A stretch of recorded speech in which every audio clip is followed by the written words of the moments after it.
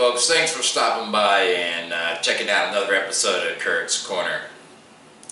I had to really think about whether I wanted to do this thing today because, quite frankly, I'm a little sick of Donald Trump and his administration and the Russians and Sean Spicer and Kellyanne Conway. You know, I'm just a little bit tired of it. But one thing I did want to bring up is this influx of vandalism and terrorism directed at the Muslim and the Jewish community.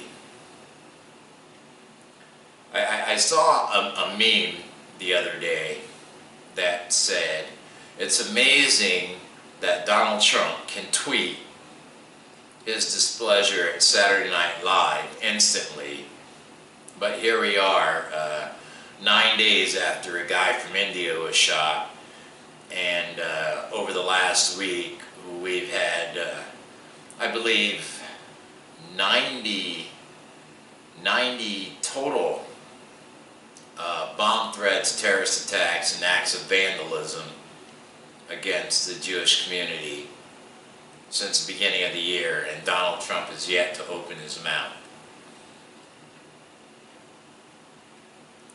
You know, his silence speaks volumes. And I was once told that perception is reality.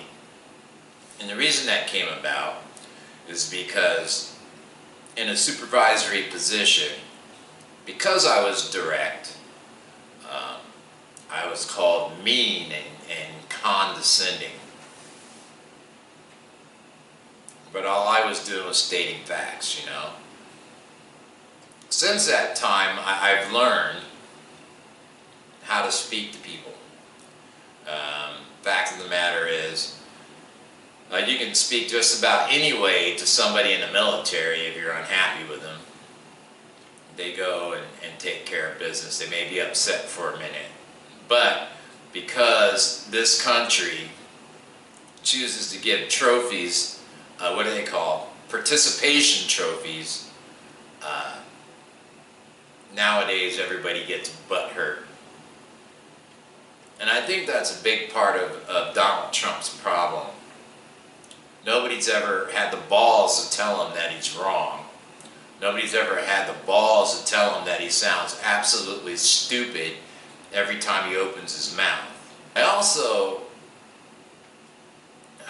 find irony in the fact that most of the information we get coming out of the White House is through leaks. I love it. I absolutely love it.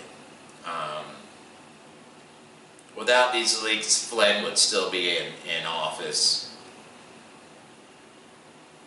And I just have a feeling that a couple other crooked people have backed out. I think it's going to be really hard for Trump to fill his cabinet or the positions that he has available, because, quite frankly, who the hell would want to work for him? I can't imagine. I also love the fact that he can't make government employees sign confidentiality agreements. I love that shit. His administration is just hiding too much. The Republicans voted just a couple of days ago to not make him release his income tax returns. I'll tell you what I feel it's about. Vladimir Putin is in the Ukraine, and he wants Ukraine for one reason and one reason only. Fact check me if you feel like it. But he's starting to drill in the Arctic. And the only way he can get that oil, the port that he needs, is in the Ukraine. Now, Putin and Tillerson had an oil deal before Tillerson became Secretary of State. If the United States lifts sanctions on Russia, then they can bring that oil through the Ukraine. That deal is worth $500 billion to Vladimir Putin. So, this is what I believe. And this is only what I believe. I believe that Trump and Putin are in bed together. I believe that Trump stands to be very, very wealthy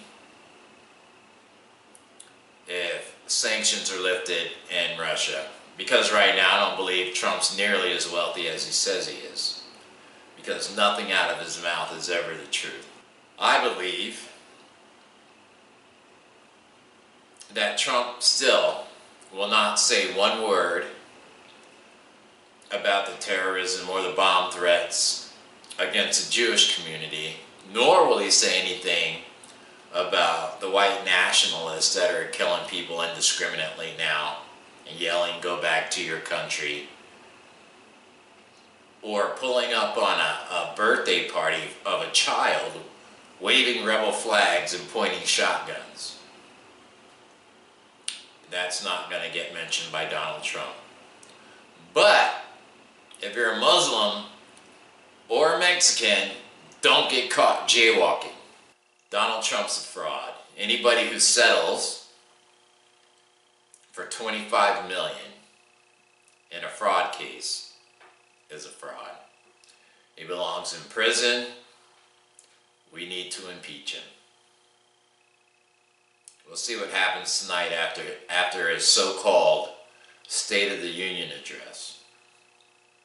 I won't be watching. I hope you won't be either. Thanks for tuning in to another Kurt's Corner. We'll see you soon.